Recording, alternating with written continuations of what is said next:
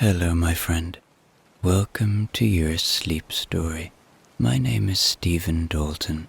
I'm an Irish storyteller, and it's my great privilege to be the voice that you listen to as you go to sleep tonight.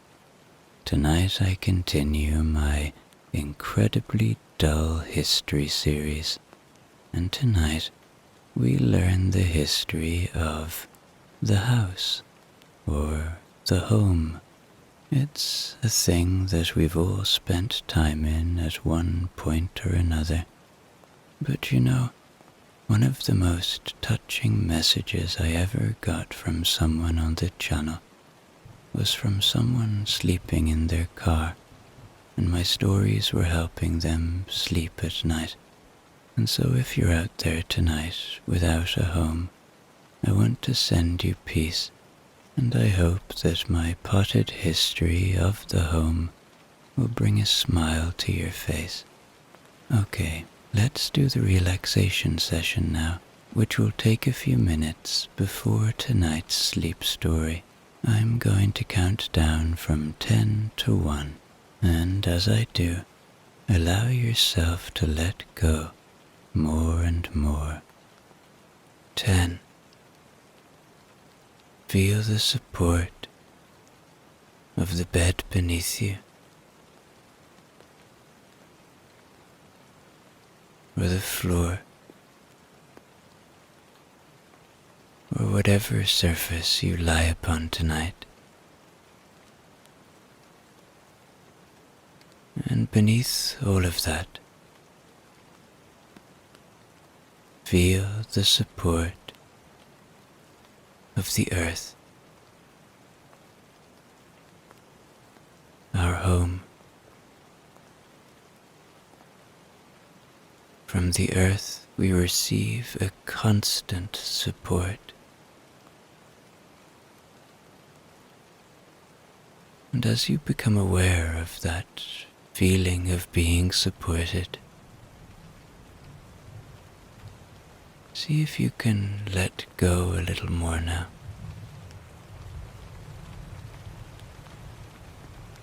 Releasing tension, letting go. A little more now. 9. Feel into your body. Where are you still holding? Where do you feel tension?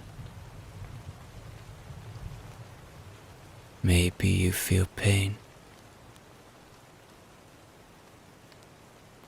Maybe it's in your feet, in your lower legs,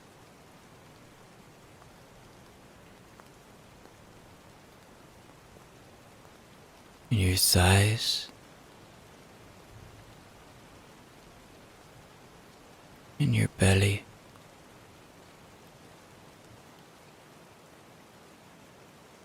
in your chest.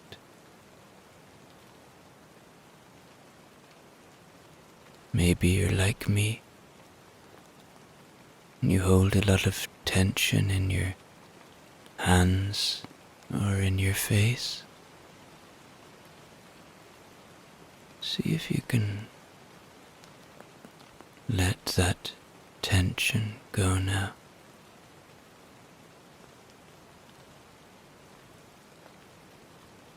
Just by becoming aware of it, we can ease the tension. 8. You are safe. Allow my voice to be an anchor of safety tonight, to be a friend. Know that my voice will only ever take you to safe places. and allow that fact, that feeling of trust, to enable you to let go a little more now. 7. The day is done. Whatever has been, has been. Whatever will be, will be. Whatever thoughts you might be having, know them for what they are, just thoughts. Don't judge them, positively or negatively. Know that they are not you. They are a symptom of being a human. And as they arrive, see them, but there's no need to follow them. Watch them go, floating away, like leaves on a moonlit river, or clouds passing through a starlit sky. 6. This is your moment. This is your time. You deserve rest. We all do. So as you move deeper and deeper towards deep rest tonight, know this: you deserve this rest as much as anyone else. 5. Peace lives within you. It is always there. It is a constant friend. A constant presence. It's just waiting to be found, waiting to be felt. See where you can find your peace tonight. 4. Perhaps allow a little gratitude now. Gratitude for the simple things, for this moment of peace, for the shelter you have tonight, for the breath in your body. 3. Begin to engage with your imagination now. Begin to see a wild landscape far away from all that you know. It's a beautiful place, and for the moment, not a house in sight. 2. Checking in with your body one more time now. Your body has worked hard for you today. It's time to give it rest. And 1. Completely letting go now. As I tell you tonight's sleep story. Part 1, in which early humans decide not to be outside anymore. around 300,000 years ago, give or take a few uneventful millennia, the first anatomically modern humans began to appear. These early Homo sapiens had brains large enough to worry about things like lions, rain, and which particular bit of the ground was least damp to lie on. And although they were clever enough to make tools, paint on cave walls, and invent fire, they had not yet invented something truly important: the concept of inside.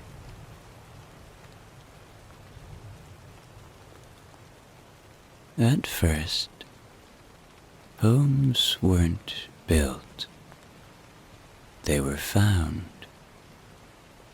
Home was simply wherever you weren't currently being chased.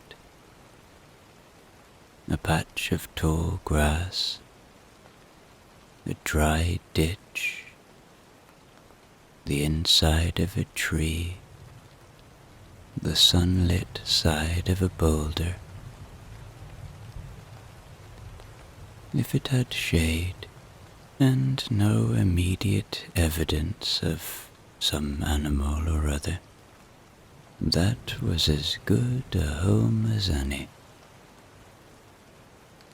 But as time passed, very slowly, with lots of sitting, some of these early humans began to favor particular places.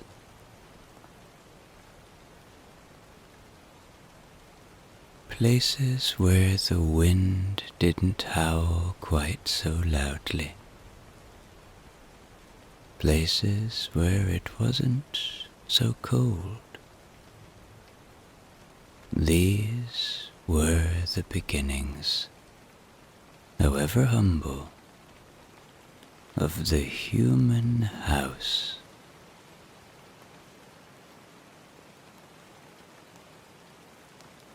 Consider a man we shall call Glerm. Glerm was, to be precise, a Homo sapien, though he would not have identified as such if asked. If Glerm had any understanding of species taxonomy, he kept it to himself. He lived near the edge of what is now modern-day Morocco. His dwelling consisted of a shallow cave, a pile of dry leaves, and a rock he used as both a pillow and a pest deterrent. Glerm was not ambitious, but he was consistent, and that, it turns out, is the first step towards architecture. Glerm's cave, though not formally on the market, was considered desirable. It had low wind exposure, decent afternoon light, and a view of the place where the aurochs, these very big cows, usually walked by. He wasn't the only one to discover this particular cave, but he was the only one to move in, refuse to leave, and grunt loudly at anyone who approached. Thus the earliest recorded example of squatting rights. There were no bricks. There were no windows. There was, however, a large, smooth stick which Glerm dragged across the cave mouth at night, not to lock it, but simply to feel he was doing something about security. It did not work, but Glerm felt safer, and sometimes that's what counts. Part 2, in which location becomes everything, and the ground is firm enough to sit on. Once humans had the bright idea of not living directly under the open sky, they began to think about where they might like to not live under the open sky. It was a slow process. First came the question, is this spot good? Followed closely by, is this spot slightly better?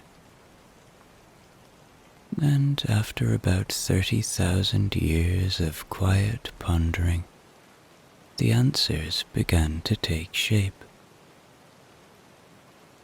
The earliest known examples of humans deliberately settling in a place for comfort, not just survival, date back to around 100,000 years ago, in areas such as Blombos Cave, along the southern coast of what is now South Africa. The cave was chosen not because it had good lighting or a generous foyer, but because it was near the sea, had an overhang to keep out the weather, and sat slightly above the ground, just enough to feel, in the most basic way, tucked in.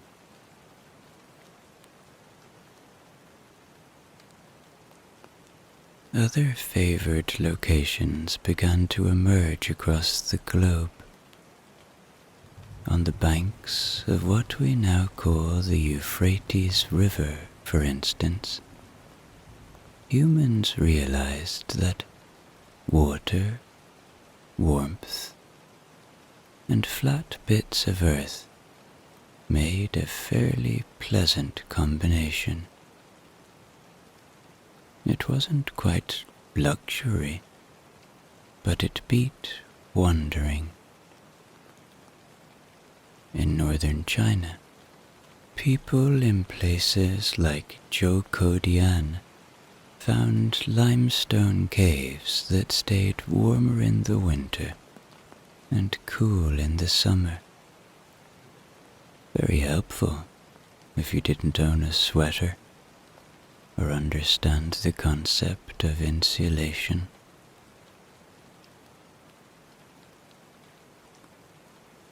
And while none of these early humans would have described themselves as architects, there was definite intent behind their choices.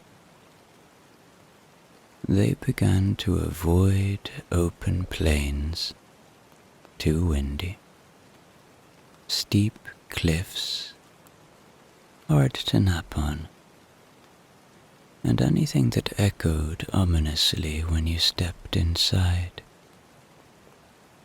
What they liked, and this became clear across continents, were places with edges, a back wall, a ceiling of sorts. It didn't need to be fancy. It just needed to feel like a place you could return to at the end of the day and grunt in peace.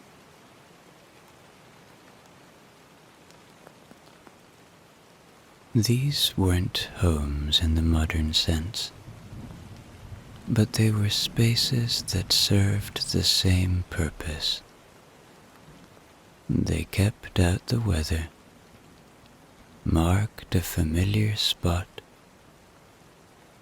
and gave the vague but comforting sense of being sheltered. It was enough to make people stay, and once they stayed, they started to settle.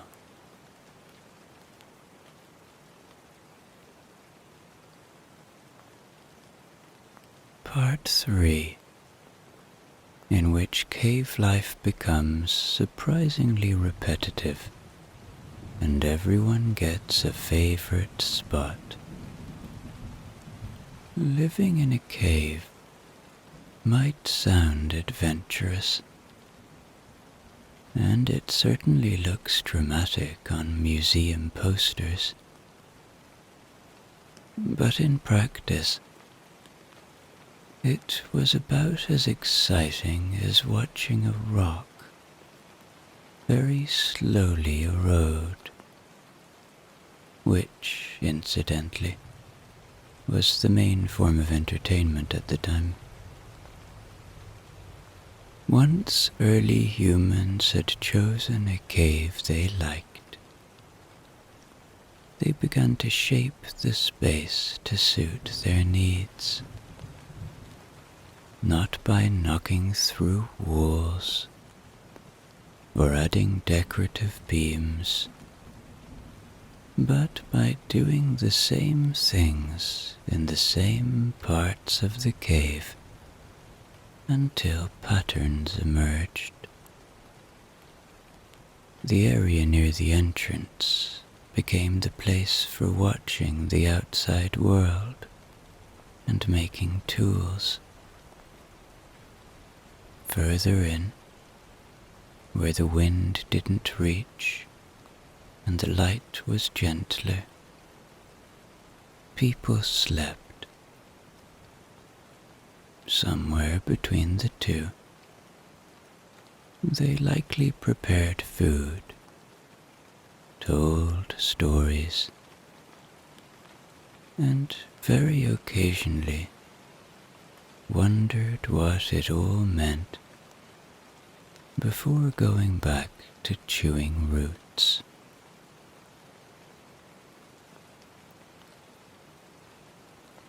Each person had their preferred spot. One might favor a bit of ground that sloped just enough to support the back. Another might claim a flat stone as their own, and refuse to let anyone else sit on it, even though it was, objectively, just a rock. Over time, these small routines gave the space structure. The cave became a kind of layout, not because anyone designed it, but because people like to know where their things are, even when those things are mostly bones, sticks, and a favorite lump of chalk.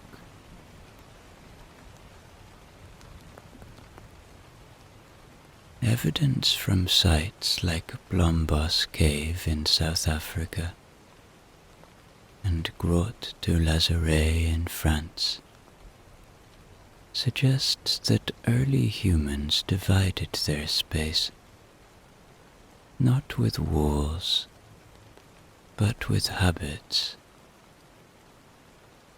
One corner for flint, another for sleeping,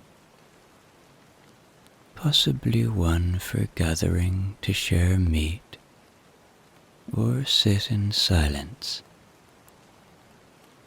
And while there were no chairs, no tables, and no decorative wall hangings.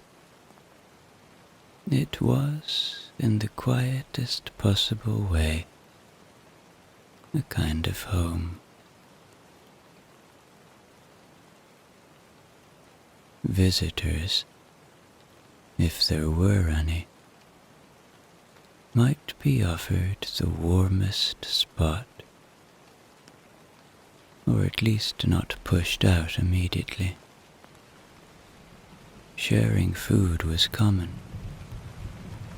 so was sitting together without needing to say anything, partly because language was still developing,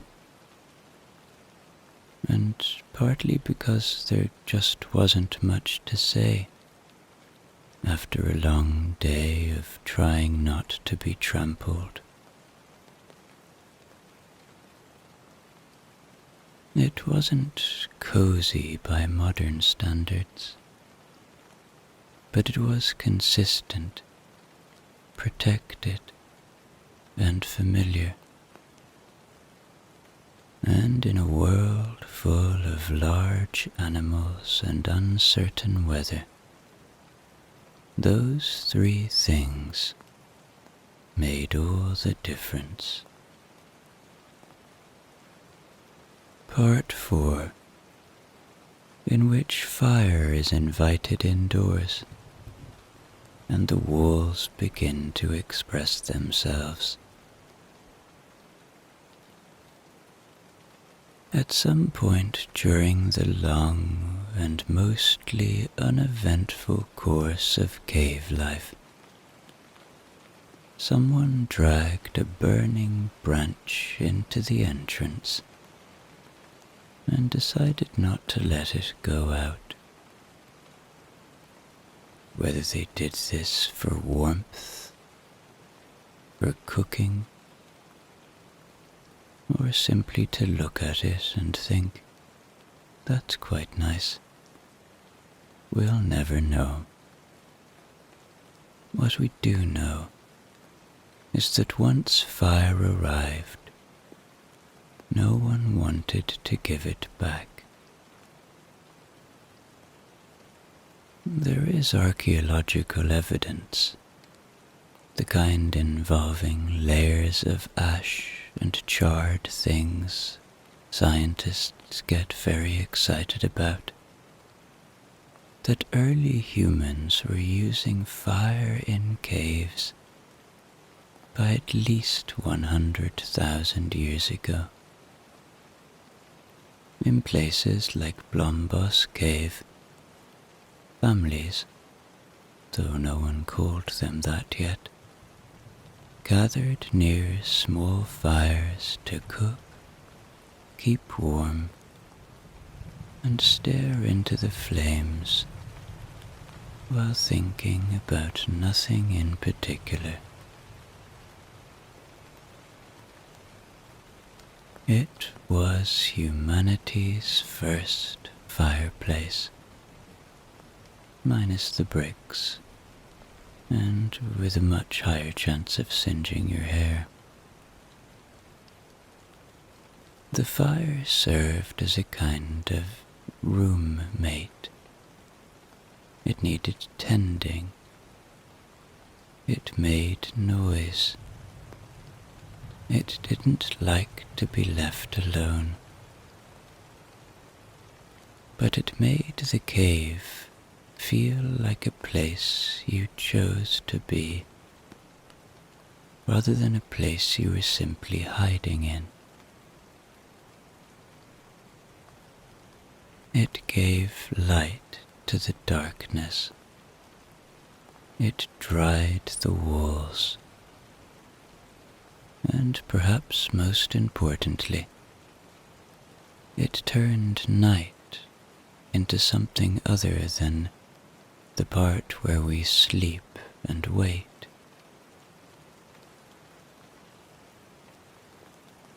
And with that light, that flickering, smoky, unreliable light, came something quite unexpected. Art. Somewhere between cooking something vaguely edible and going to bed on a bed made entirely of leaves, someone picked up a bit of charcoal or red ochre and started drawing on the walls deep inside the caves, far from the entrance, where no natural light reached, and no one could trip over your efforts. They drew animals. They drew lines. They left handprints. They filled the blank spaces with movement, memory, and maybe meaning.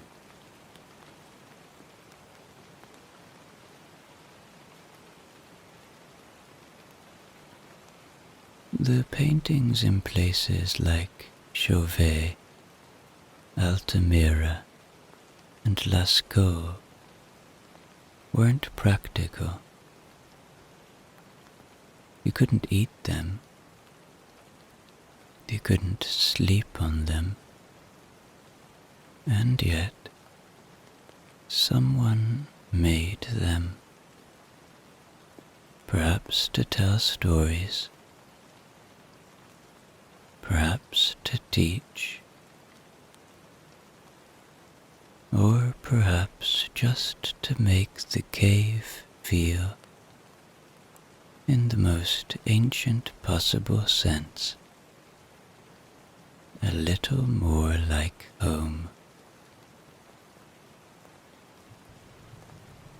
Part 5, in which someone decides to build a wall on purpose and is immediately complained about. Caves were all very well. Dry, dark, but they had one very major problem. There weren't enough of them. You couldn't just go out and find a good cave whenever you liked. They were usually already taken, too steep to reach, or filled with bats who didn't want company.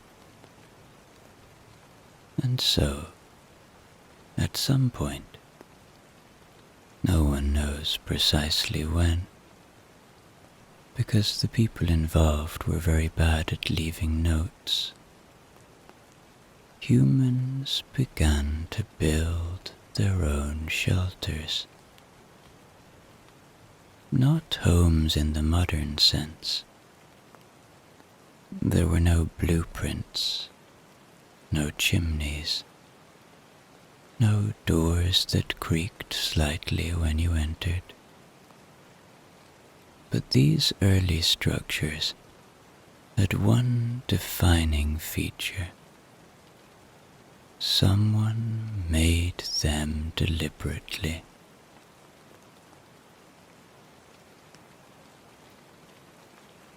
The earliest known examples come from many places at once, each quietly working things out in its own way. In Ukraine, around 20,000 years ago, humans built circular huts from mammoth bones, arranging them like giant skeletal igloos and insulating them with earth. It may not sound welcoming, but it kept out the wind and gave you somewhere to sit down that wasn't a snowbank. Meanwhile, in parts of what is now Japan, the Jomon people, possibly as early as 14,000 years ago, began building pit dwellings, small homes dug slightly into the ground with wooden frameworks and thatched roofs. These were the first bungalows, if you will, though no one yet had invented slippers. In sub-Saharan Africa, people in regions such as modern-day Tanzania and Kenya had long relied on temporary huts made from sticks and plant fibers, some of which left little archaeological trace, but were no less ingenious. These shelters could be built quickly, disassembled easily, and rebuilt elsewhere, perfect for people on the move, or anyone who wasn't entirely sure they liked the neighbors.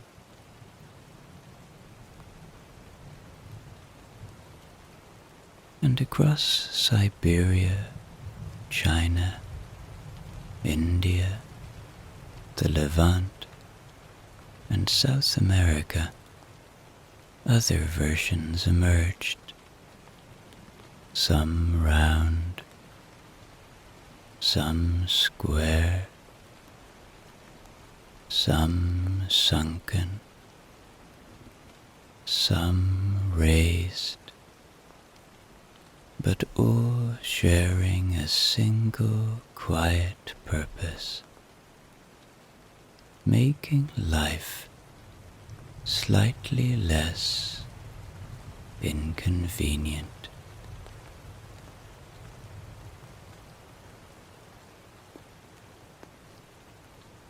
These shelters weren't designed to impress anyone. They had no gardens, no courtyards, no shutters, but they did have walls, roofs, and sometimes even separate spaces for different activities, like cooking, sleeping, or staring at things for a while.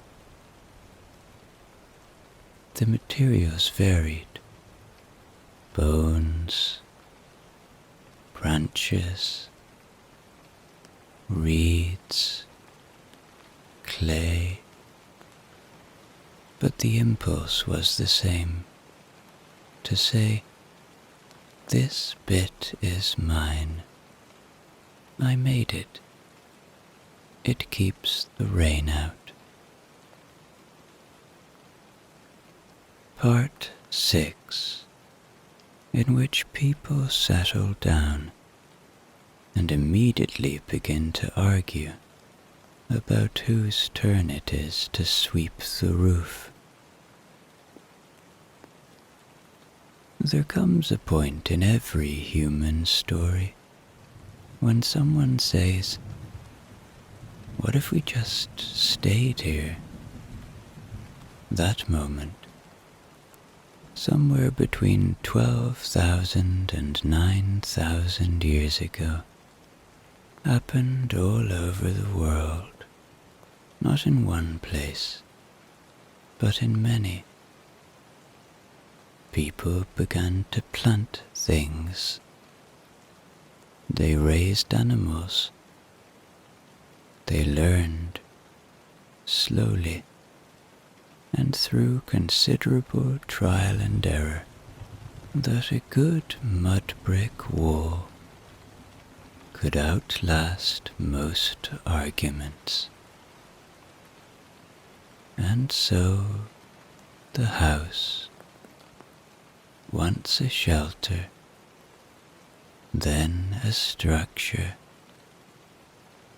became part of something larger, a settlement.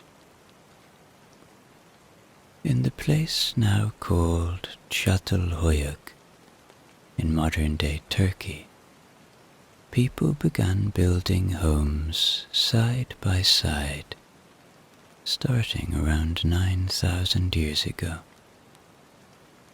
They were made of mud brick, packed tightly together with no streets between them.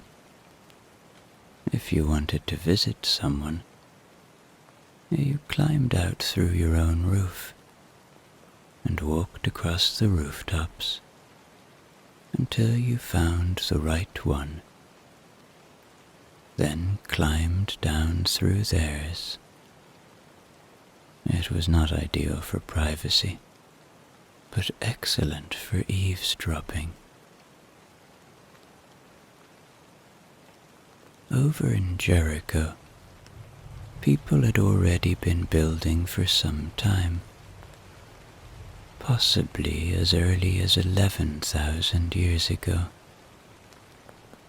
Their homes were circular, made of stone, with neatly plastered floors. They had storage areas for grain and other essentials. Elsewhere, the trend continued. In China, early Neolithic settlements like Jiahu included semi-subterranean houses with timber supports.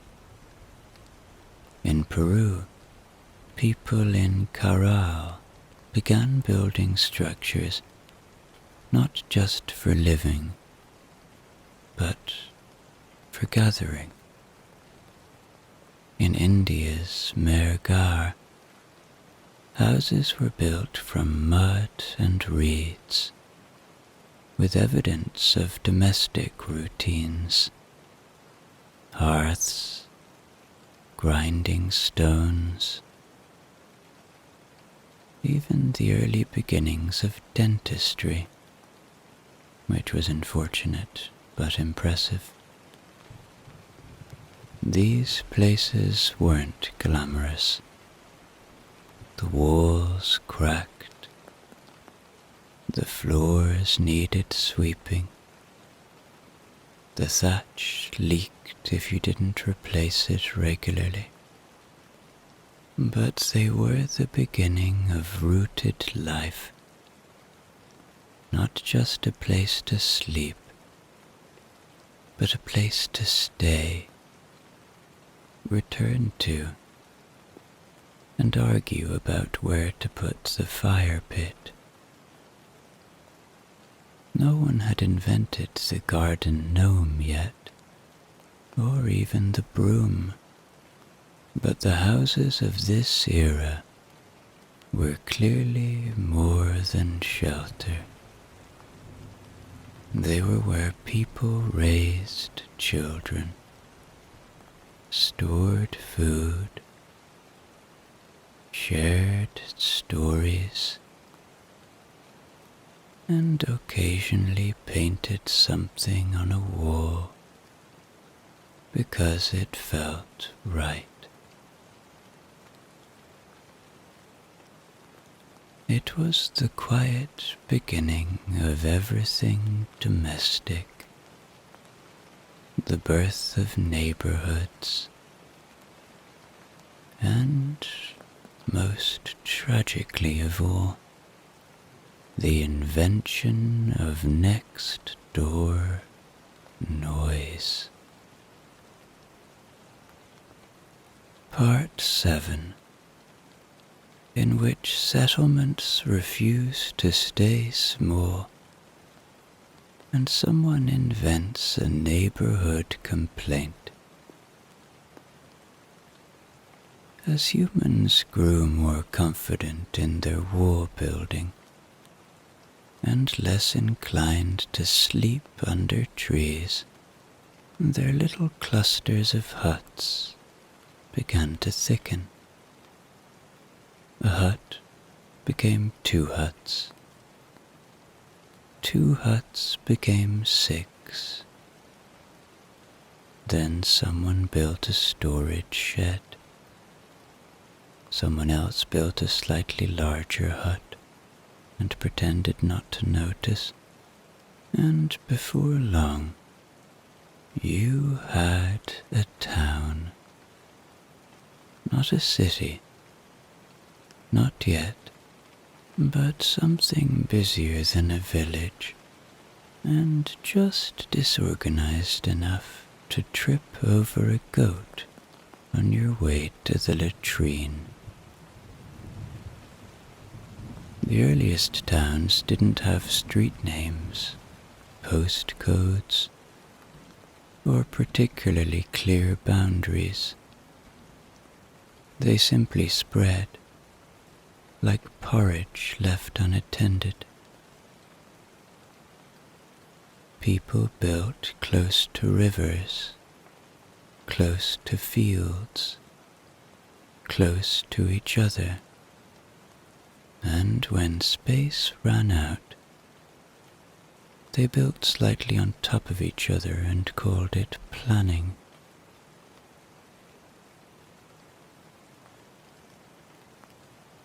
Take, for example, the ancient city of Uruk in Mesopotamia. By around 5,000 years ago, it was already bustling, dusty, and full of people who probably complained about how it used to be quieter.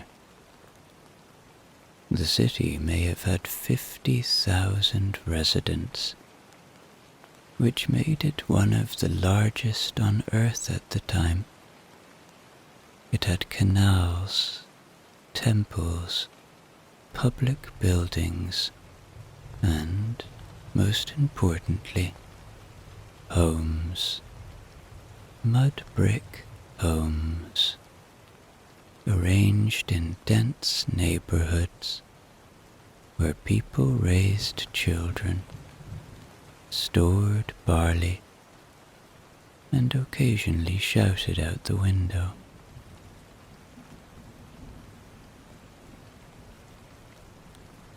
One man, we'll call him Nergal the Loud, lived in a ziggurat and was famous for 2 things: the sheer number of pots he owned and his habit of loudly reciting weather observations each morning.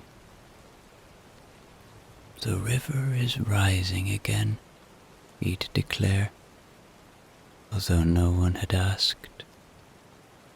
His neighbor, a woman known only as Tama of the Quiet Basket, once invented a new kind of broom, purely so she could sweep louder while he was talking. It was the beginning of urban tension, or at least that's what they say.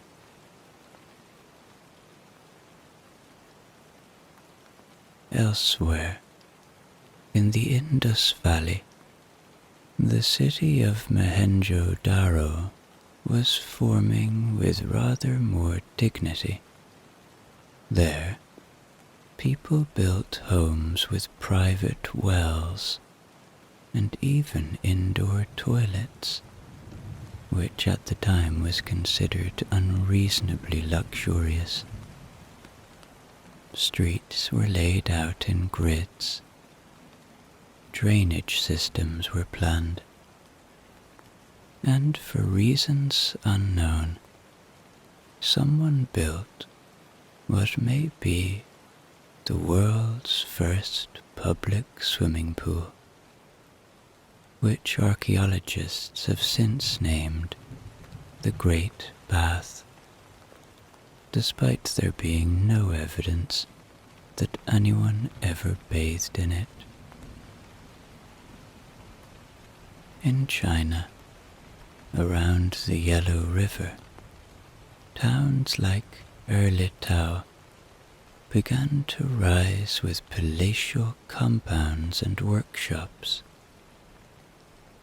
In Egypt, houses began clustering near temples and trade routes, gradually shaping cities that would one day host pharaohs. But for now, mostly hosted men with sticks arguing about sheep. And in every one of these places, from the grandest proto-city to the humblest mud-brick alley, there were homes, some large, some small, some entirely beige. There were pots left outside that no one claimed, half-built walls someone promised to finish after the harvest, and probably, in at least one forgotten corner, a man sitting very still on a stool saying, "This used to be a nice place before they added all those stairs." Part 8, in which civilization arrives, briefly looks at the floor plan, and then heads to Rome. As humans moved from town to city, and from clay wall to civic pride, houses became more than shelter. They became statements. Not loud ones, of course. More like murmurs of limestone. In ancient Egypt, homes began to cluster along the Nile, made of sun-dried mud brick, arranged in long rows with flat roofs, courtyards, and occasionally a goose that refused to leave. They were functional, warm, and thoroughly beige. In Greece, things became a touch more refined. Walls got painted, columns appeared, houses were designed with inner courtyards, because no one wanted to look at anyone else unless absolutely necessary.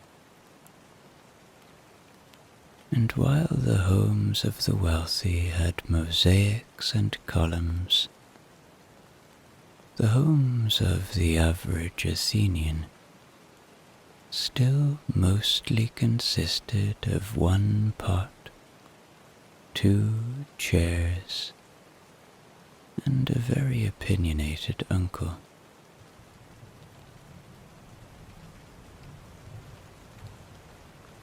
But if you were looking for style, plumbing, and a mild sense of superiority, you needed to keep walking all the way to Rome.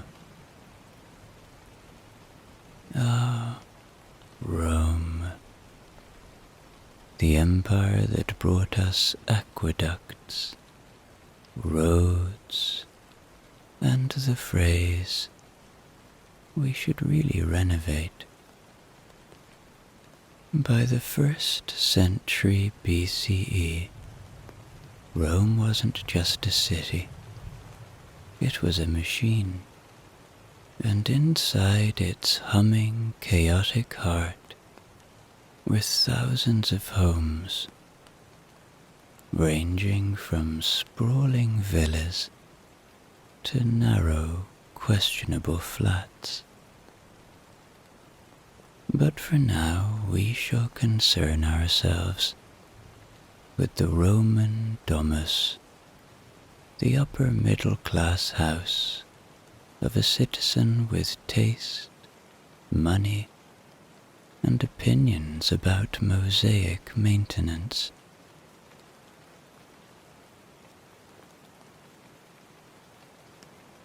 Let us imagine, for instance, a man named Titus Septimus Balbus, a mid-level civil servant with a fondness for olives and very little patience for visitors.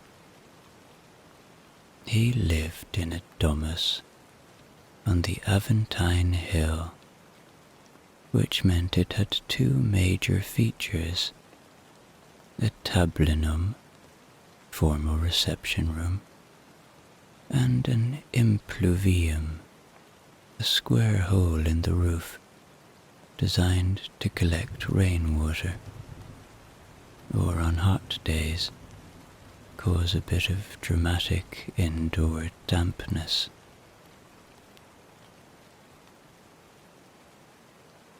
Titus's home was a long rectangle organized around a central open courtyard. You entered through the atrium, where the impluvium glistened and Titus kept statues of his ancestors, even though he privately doubted whether some of them had done anything worth commemorating. Off the atrium were rooms for sleeping, sitting, and occasionally storing surplus sandals. Further back was the triclinium, or dining room, where guests reclined on couches while eating grapes and saying things like, "Ah, the empire, what a time to be horizontal." The walls were decorated with frescoes, some of pastoral scenes, others depicting gods, and one rather ambiguous goat which had been painted over twice, but refused to disappear.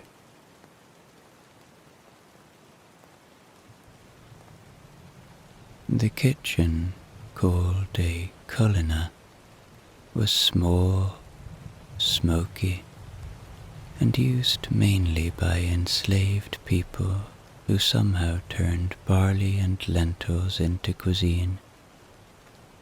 It was smoky because chimneys hadn't been invented yet. They wouldn't become common until much later in Northern Europe. Instead, smoke simply drifted upward and found its way out, or didn't. Food was cooked over a brazier using charcoal, and most meals involved barley, olives, vegetable, and bread. Meat was eaten, but not as often as modern visitors might expect. And when it was usually served with ceremony and a very large napkin. The upstairs was reached by a small wooden staircase. Stairs had existed for thousands of years by this point, in everything from ziggurats to lighthouses, but Roman houses tended to keep them narrow and steep, as if to discourage people from ever going up there without a good reason. Upstairs were simple sleeping quarters or storage rooms. These rooms were less decorated, less important, and more private, a place to retreat, not entertain. The floors were tiled, the walls were painted, and the furniture was minimal. A couch, a table, a few stools, and the occasional oil lamp. There were no glass windows, just shutters or small openings to let in light and let out gossip.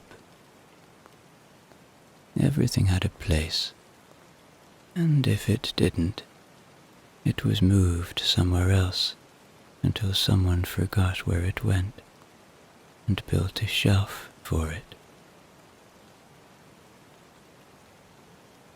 Part 9, in which a house becomes so big it forgets why it was built. Not everyone in Rome lived in a tidy rectangle with a courtyard and a leaky roof. As the empire expanded, and the wealth of the elite ballooned like a badly planned dome, Roman houses began to outgrow their owners. Villas stretched across hillsides. Dining rooms became halls. Storage rooms became libraries. And eventually, people began building rooms just to have rooms.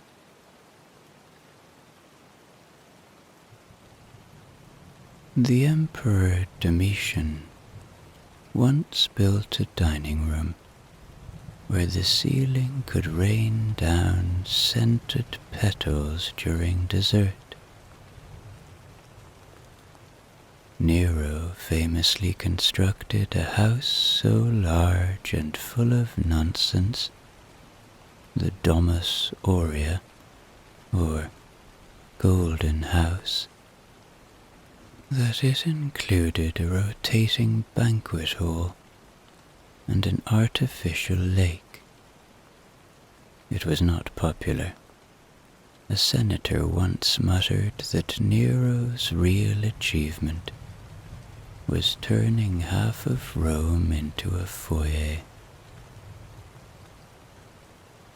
By the 2nd century CE, palatial homes weren't just homes.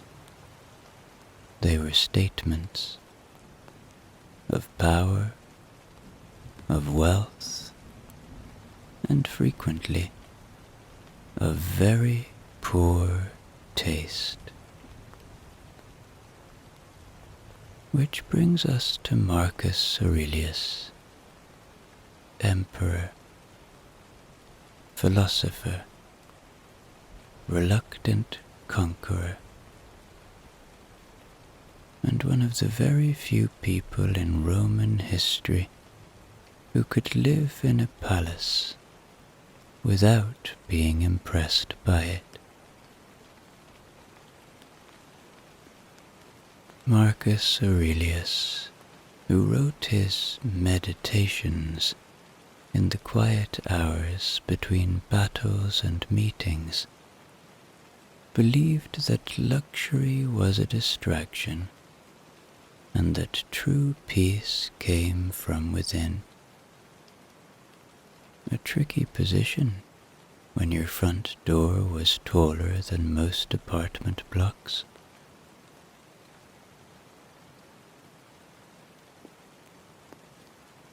He likely spent part of his life in the Palatine Hill complex, a sprawling, many-winged collection of imperial residences with sweeping views, heated floors, and a bath complex larger than some cities. The ceilings were painted, the columns were marble, and the doors didn't creak. And yet Marcus, if his writings are any guide, would have been perfectly content in a mud hut with a blanket and a pot of barley.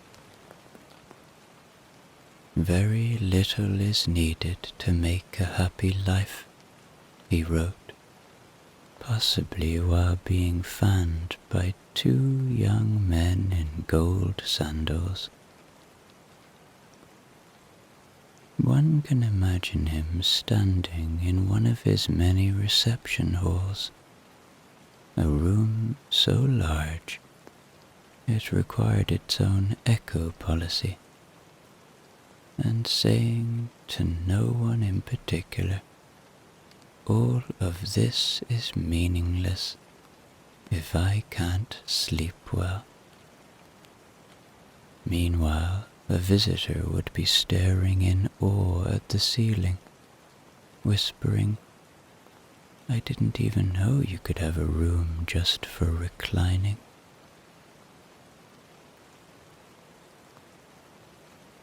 The truth was, the Roman house had grown too big for its sandals. It had passed beyond practicality into theatre, and while Marcus endured it, because it was his duty, he never confused it for something that mattered.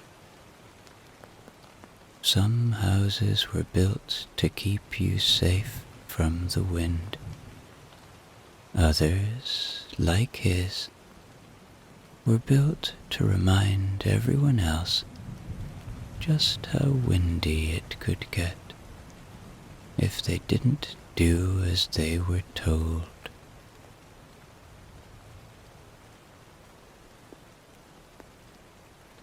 Part 10, in which the roofs lower, the fires smoke, and the Middle Ages begin. When the Roman Empire finally slouched to a halt, it left behind an impressive collection of broken pillars, abandoned bathhouses, and people wondering what had just happened. Across what had once been its territories, houses became smaller, colder, and significantly less smug. The great Roman villa, with its hippocausts and impluviums and mildly philosophical mosaics, gave way to something more practical. The house you could build with whatever was lying around. Stone, if you had it. Mud, if you didn't. And wood, if you were a bit riskier in life. Across Europe, homes shrank, ceilings dropped, chimneys still hadn't been properly invented, Most people lived in one-room houses where you ate, slept, worked, and occasionally argued about spoons, all in the same space.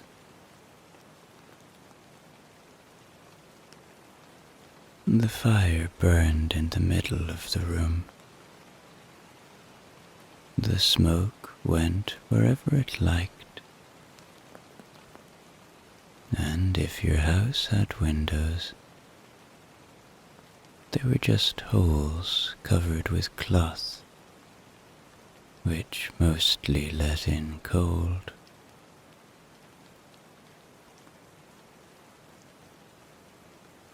Meanwhile, in China, the Tang and Song dynasties saw the rise of far more sophisticated housing. Timber-framed courtyard homes with tiled roofs and an actual understanding of airflow.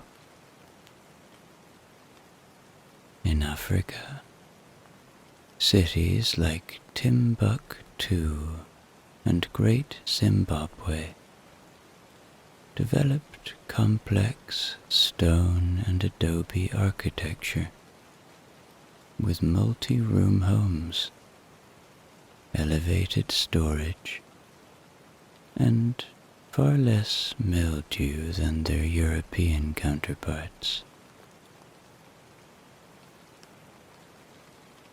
And in the Islamic world, homes were often built around inner courtyards, designed with privacy, geometry, and actually some taste. But we must now focus our gaze, somewhat reluctantly, on medieval Europe, where a typical rural dwelling looked a bit like a haystack with opinions. Let us imagine one such house, somewhere in the English countryside, around the year 1065, owned by a man named Oswin of no particular importance. Oswin's house had one room. It was made of wattle and daub, a mixture of sticks, mud, and hope, with a thatched roof that dripped only in the middle. There was a central hearth, a low wooden table, and a sleeping area stuffed with straw and excuses.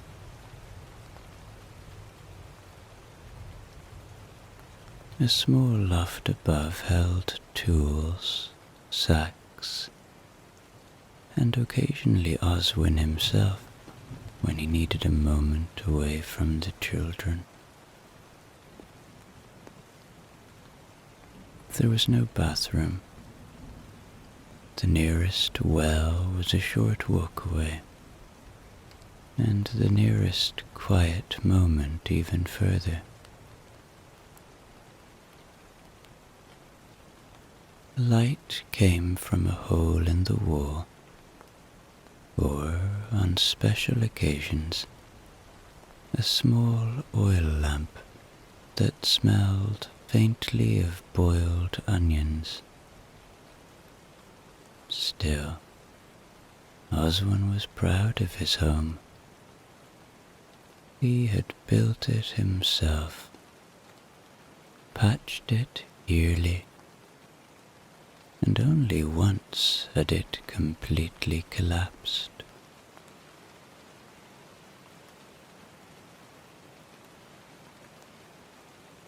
This was the rhythm of medieval housing for most people.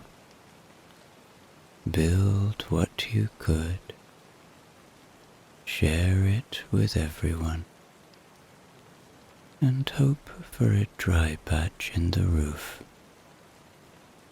Privacy was rare. Warmth was uneven,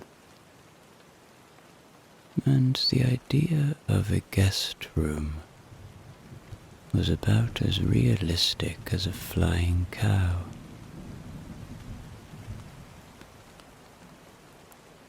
And yet, for all its inconvenience, it was still a home, a place to shelter, eat, sleep, and occasionally wonder if anyone had remembered to bring in the chickens, or whether that hole in the wall looked slightly wider than yesterday.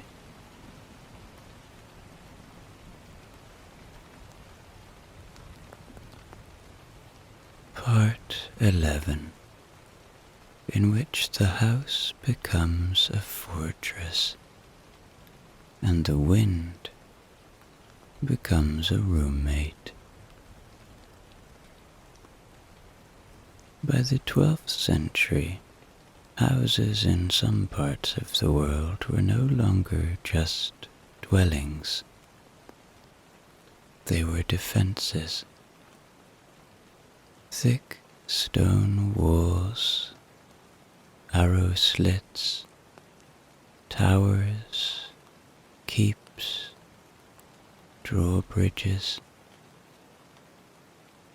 places where you could store your sheep downstairs, your secrets upstairs, and sleep somewhere in between.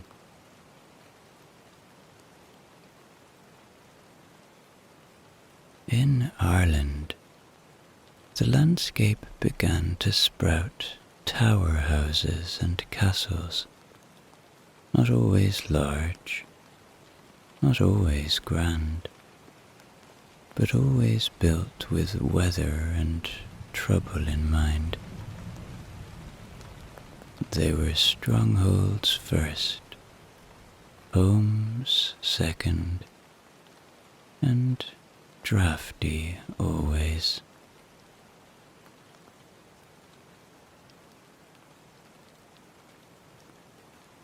Let us consider Kilkenny Castle, a rather serious stone structure in the heart of Ireland. Originally built in the 12th century by the Normans, it stood beside the River Nore, not for the view, but for the strategic value. Still, the view wasn't bad. Over time, Kilkenny became less of a fortress and more of a residence, passed through generations of wealthy families who slowly began to wonder whether a home could, in fact, have too many staircases. In its medieval days, the castle would have had multiple floors, thick walls and small windows. The lower levels were for storage, barrels, grain, peat, salted meats, and anything else that didn't mind being forgotten for a while. Upper floors were used for dining, meeting, and sleeping, not always in that order.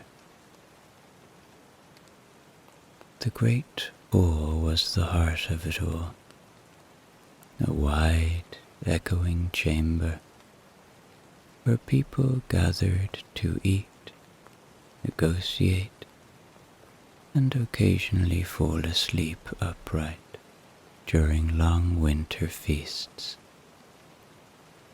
Fires roared in open hearths, smoke crept lazily toward the rafters, and dogs wandered through with the quiet authority of animals who had never once been told no.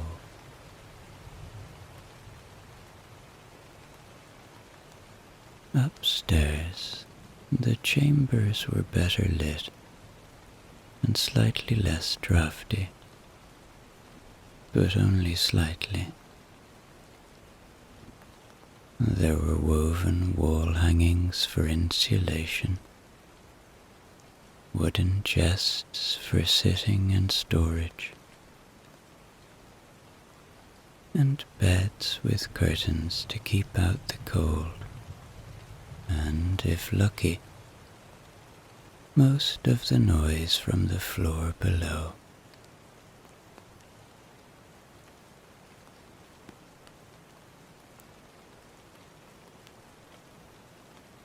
The lord of the castle, we might imagine him as Richard de Clare, or someone equally well armoured,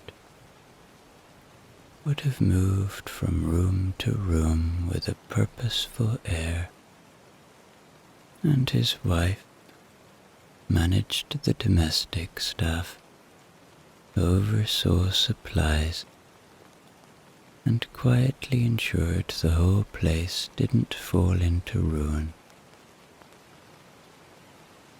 Kilkenny Castle was not cosy, but by the standards of the time it was deeply impressive, solid, spacious, and quite nice to look at. Visitors would arrive by horseback and remark on the stonework, the tapestries, and the generous smell of boiled mutton. And while its lords may have longed for peace and quiet, what they had was stone, smoke, and the slow rhythm of medieval life indoors.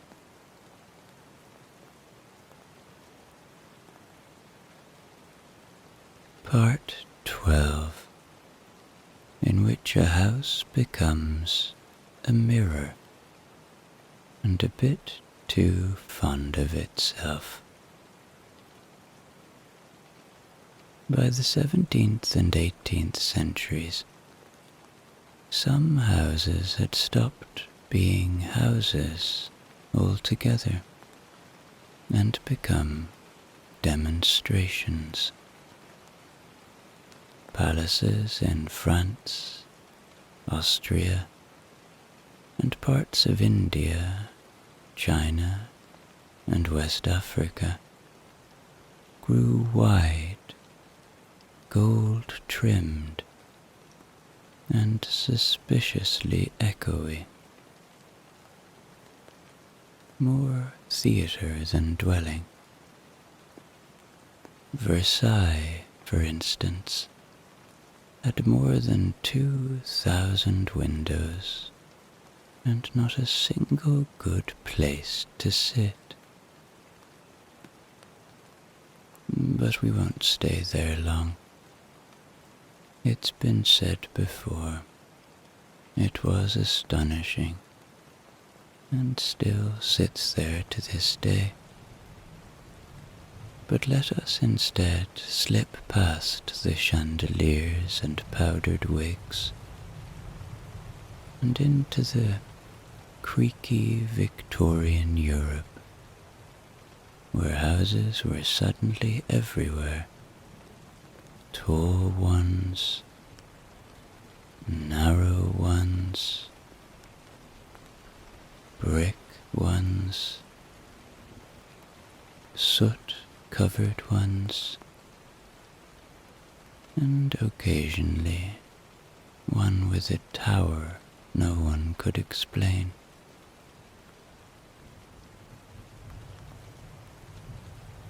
Let us imagine, for example, a man named Walter Plumridge, who lived in a modest terraced house in York around the year 1875. Walter worked for the railway, wore the same scarf for 12 consecutive winters, and had once tried to wallpaper the parlour himself, with limited success.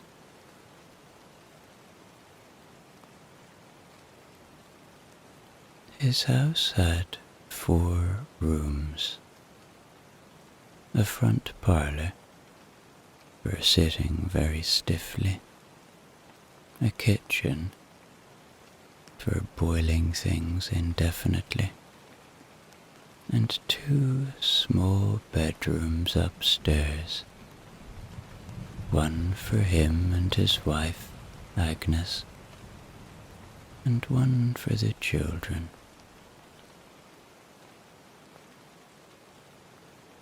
There was a coal fire in every room, a rag rug on every floor, and a cat called Gregory, who believed the house belonged to him.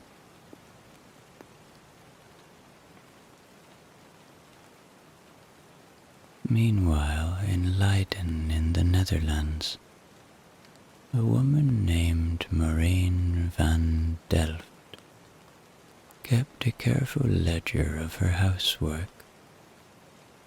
She had lived in the same tall, narrow house her whole life, and she could tell by the creak in the 3rd stair whether it was her husband or sister coming home.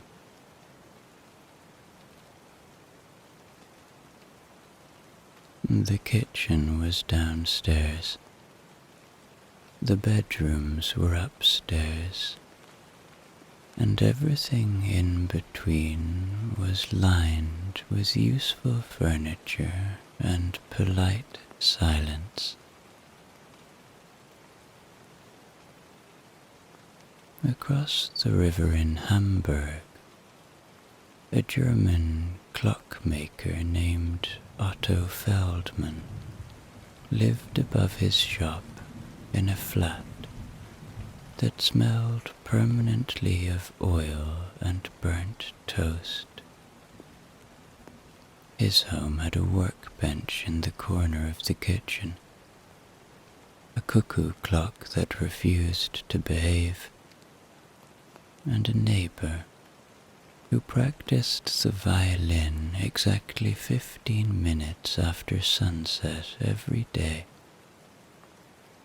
as if regulated by some obscure ordinance.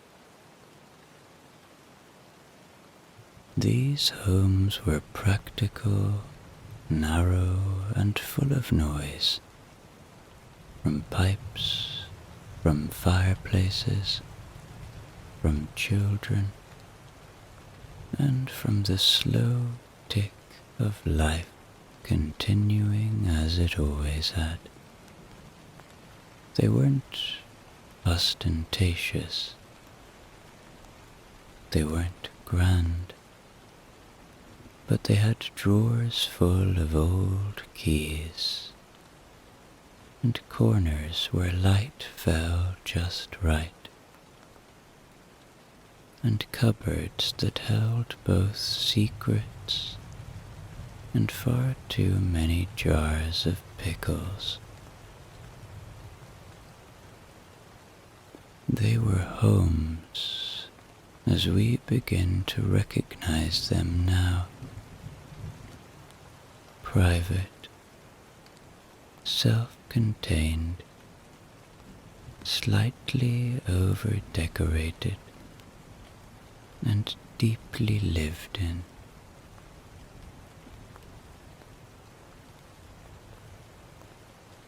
Part 13, in which symmetry takes hold, and the house begins to straighten its back. In a moment we'll travel to Paris and to the 19th century again. But let's just backtrack now and find another kind of order which had already crept into domestic life, not from France, but from Britain and Ireland, where, by the 18th century, the houses had become very well behaved.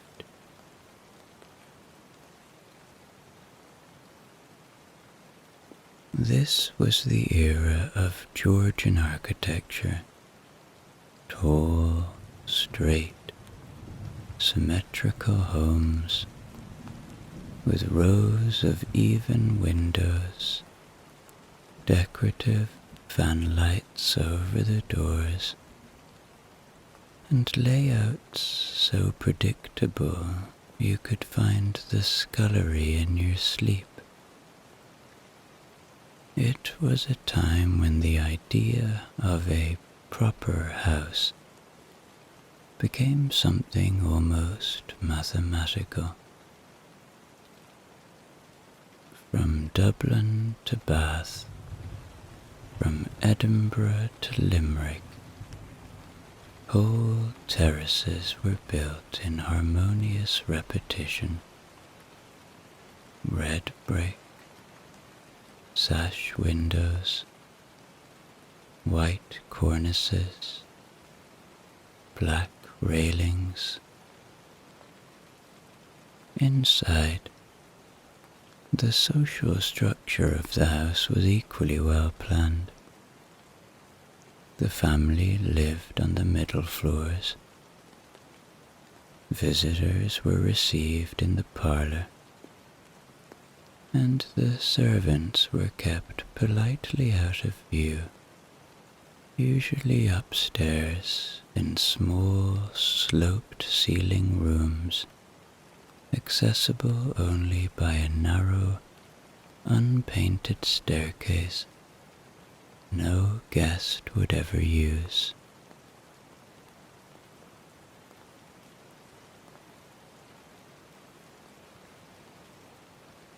Let us imagine Mrs. Henrietta Wexley, a widow of good reputation, who lived in Bloomsbury in the year 1792. Her Georgian townhouse had 3 floors, 2 servants, and 1 dog with unclear loyalties. Her drawing room was perfectly square. Her curtains were linen. Her cutlery was numbered, and the fire was always laid by someone else. Everything was in its place, and every place had a purpose. Even the little alcove by the stair, which existed solely for resting a flower vase no one liked.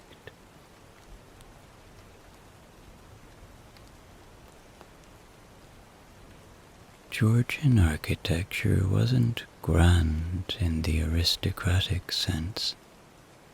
It was respectable. It suggested stability, education, a fondness for symmetry, and a strong aversion to architectural surprise. And it deeply influenced what people expected from a house. Proportion, clarity, and refinement.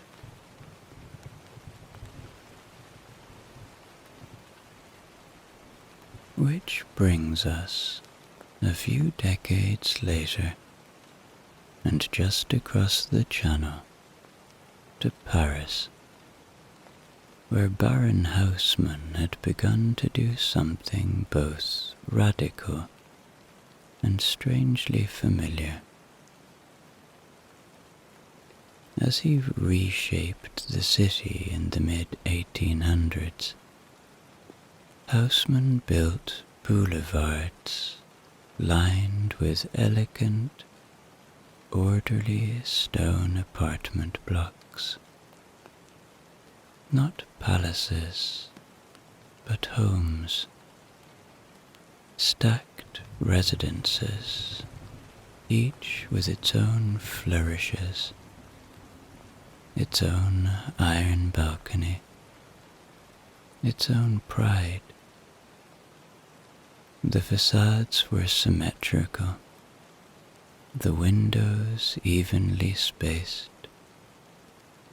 and though more sculpted than their Georgian cousins, these buildings shared the same underlying values: balance, function, and a belief that even everyday architecture should look like it knew what it was doing.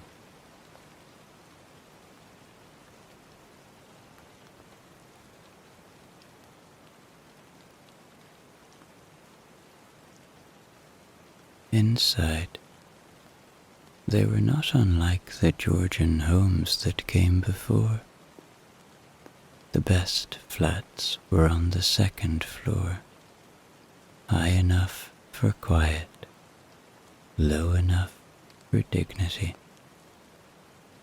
The servants lived higher up, where the ceilings sloped and the staircases creaked. The parlors faced the street. The kitchens were tucked at the back, and there was usually one door you weren't meant to open unless you knew where it led.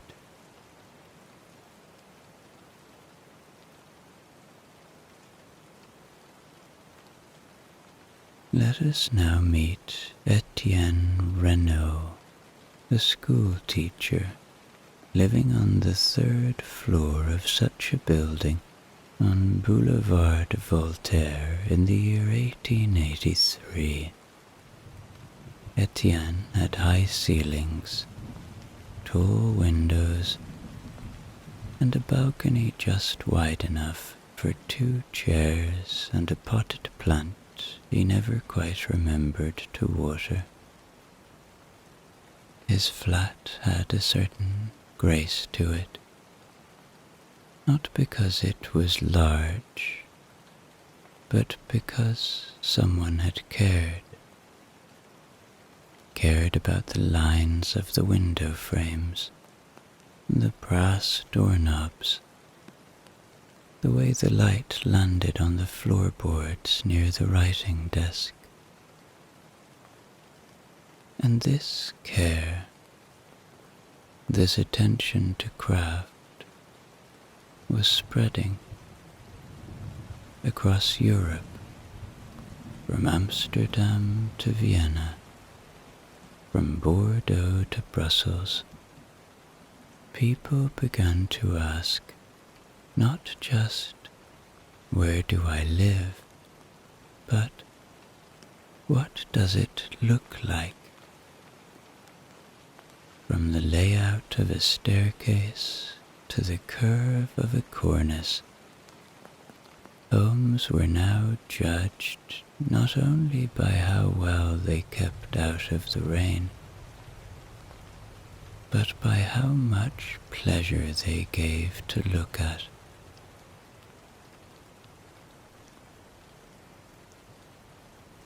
Part 14, in which the past moves in and refuses to leave.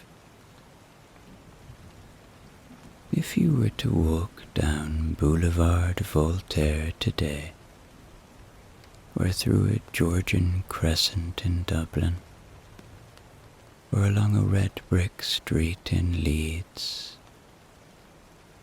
you might still see them. In fact, you would.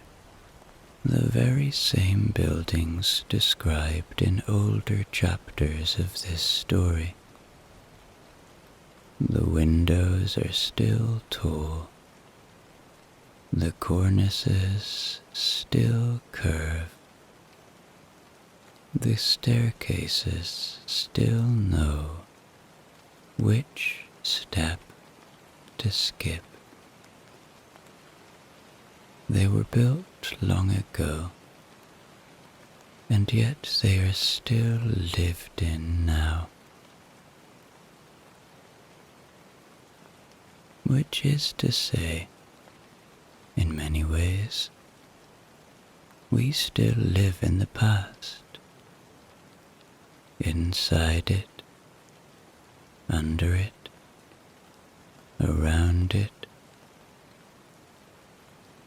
The bricks of a Georgian townhouse now hold a microwave and a router. The Haussmann apartment in Paris now houses a tablet on the kitchen counter and a coat hook made in Sweden. Time has changed the objects, but not always the structure, not the walls, not the shapes. But then, too, everything has changed. In the 20th and 21st centuries, the house evolved again, more quickly, more dramatically. Concrete replaced stone, plywood replaced oak, drywall replaced plaster. New homes were built not by stonemasons, but by schedules. Rooms were measured by efficiency, windows by insulation. The guiding question became not, how will it feel, but how much will it cost?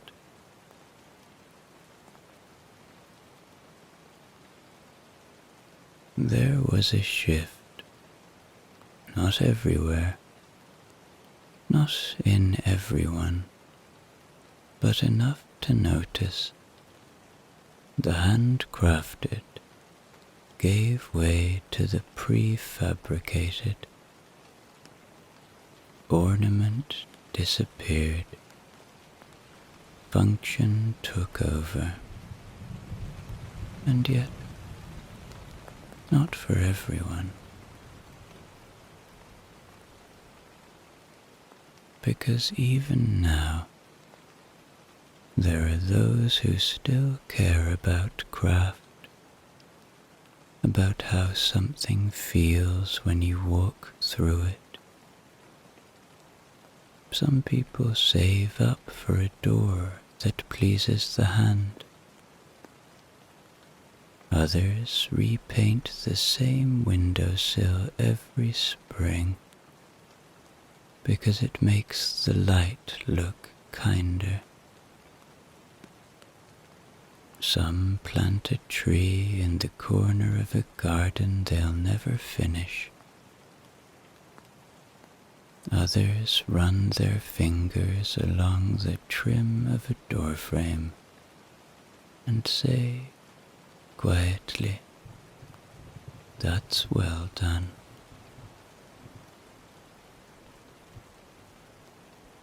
At the same time, there are those who don't notice at all. They live where they must, quickly, cheaply, without fuss, just as people have always done,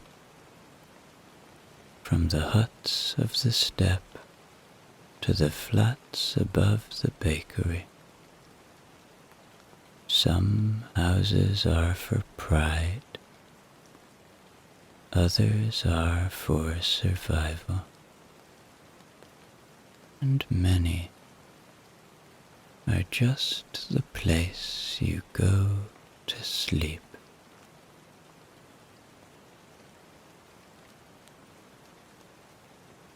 And so today, our homes across the world are wildly, wonderfully different. Some are stone, some are glass, some are stacked high in concrete towers, and some are still made from mud and hands.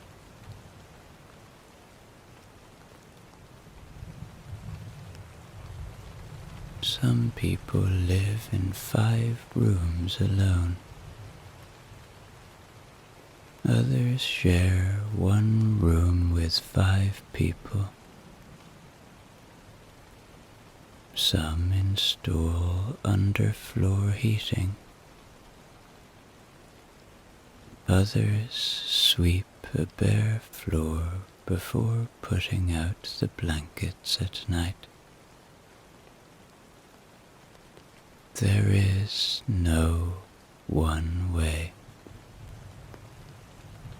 because people are no one way.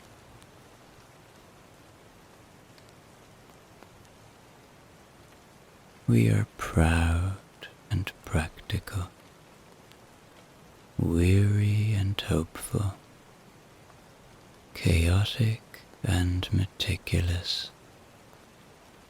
We crave shelter and beauty and quiet and connection, each in our own way, in our own walls. Our houses reflect that, whether we mean them to or not.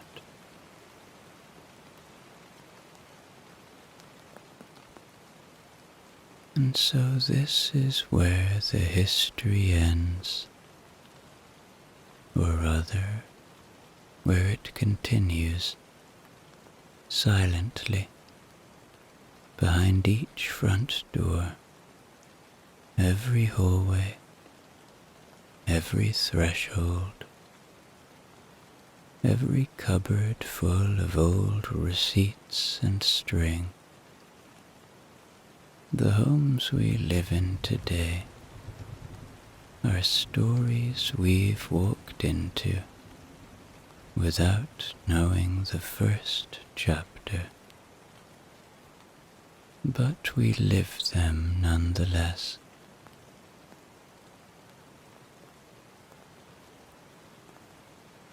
And later tonight, as someone, somewhere, climbs the stairs or turns on a light or sits down by a window, the house will settle. It will remember nothing, and it will hold everything, just as it always has.